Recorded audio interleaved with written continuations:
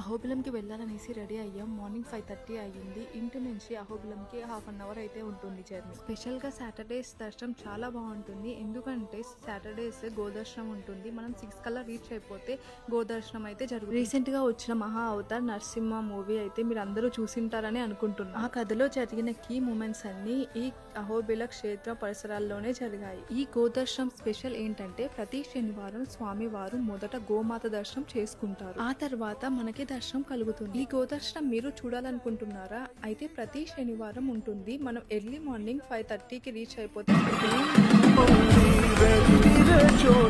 మనసున చిన్మయ పరమా